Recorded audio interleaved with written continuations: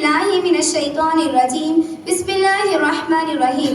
محترم صدر جلسہ، مہمان خصوصی، جج صاحبان اور معزز سامعین اکرام، السلام علیکم ورحمۃ اللہ وبرکاتہ۔ میری تقریر کا عنوان ہے سچائی اور امانت داری آپ صلی اللہ علیہ وسلم کی بچپن کی روشنی میں۔ زمین نہ ہوتی، فلک نہ ہوتا، عرب نہ ہوتا، عجم نہ ہوتا، یہ محفل کون و مکان نہ ہوتی اگر وہ شاہ امم نہ ہوتا۔ معزز حاضرین اکرام، ذرا ایسے معاشرے کا تصور کریں جو کفر و شرک جیسے عظیم جھوٹ اور بے ایمانی پر قائم ہو۔ اس معاشرے کے افراد دروغ گوئی، کذب بیانی، فریب دہی، دھوکے بازی، بے ایمانی اور بددیانتی کو مہارت و قابلیت سمجھتے ہوں اور اس میں مقابلہ آرائی و مسابقت کرتے ہوں۔ حاضرین، کیا ایسے معاشرے میں سچائی اور امانت داری کے خوگر موجود ہو سکتے ہیں؟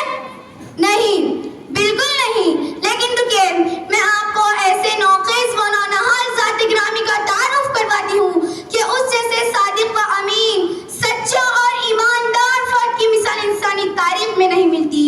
جی ہاں حاضرین، جن کی حیات و زندگی کا ایک لمحہ سورج کی طرح صاف و شفاف تھا، جن کی اگر ایک طرف جوانی کی زندگی عفت و پاک بازی، عدل و انصاف سے لبریز تھی، تو دوسری طرف ان کے ایام طفولیت اور بچپن کی زندگی بھی پھولوں کی طرح بے داغ، حسین اور دلکش تھی۔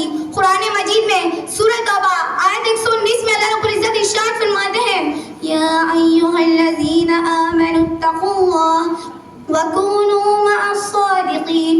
اے ایمان والو، اللہ سے ڈرو اور سچوں کے ساتھ ہو جاؤ۔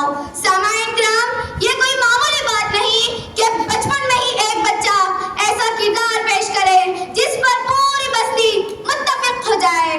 وہ بستی جہاں کذب بیانی اور بددیانتی کا بازار گرم ہو اور سماج ان برائیوں کے خوگر ہو۔ قریش کے سردار، عرب کے قبائل سب ایک زبان ہو کر محمد نام کے اس نونہال کو صادق اور امین کے القاب سے جانے اور پہچانے۔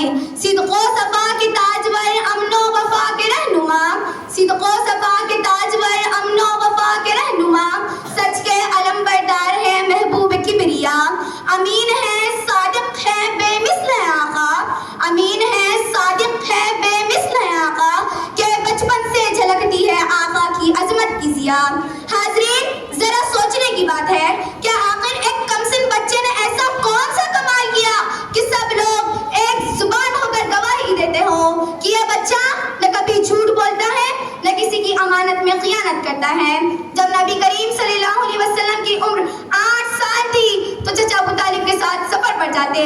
راستے میں ایک مرتبہ اونٹ کی نکیل کھو گئی، سب لوگ گھبرا گئے، لیکن محمد صلی اللہ علیہ وسلم تنہا جنگل گئے اور نکیل لے آئے تو چچا ابو طالب نے فرمایا، میرا بھتیجا کبھی کسی چیز میں خیانت نہیں کرتا، اسے اللہ نے خاص بنایا ہے۔ سامعین، آپ صلی اللہ علیہ وسلم بکریاں چراتے لیکن کبھی کسی کی بکری کو نقصان نہ پہنچنے دیتے، نہ اس کے مالک سے کوئی خیانت کرتے۔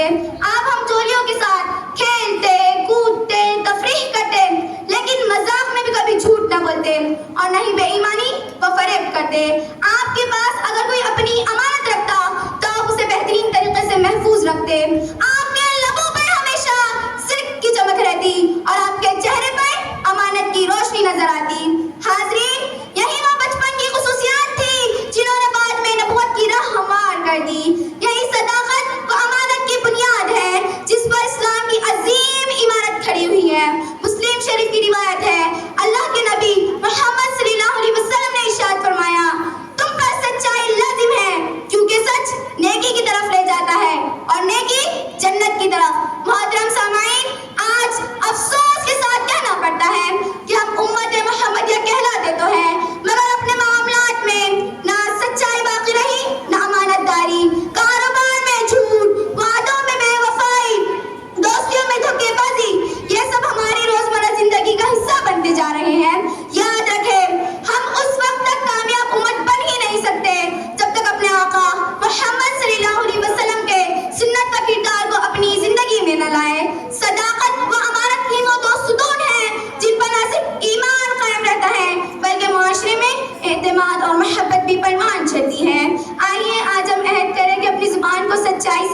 کریں گے, اپنے دل کو امانت داری سے پاکیزہ بنائیں گے, ہم اپنی زندگی کو اس چراغ سے منور کریں گے جو محمد صلی اللہ علیہ وسلم نے اپنے عہد طفولیت ہی میں روشن کیا تھا.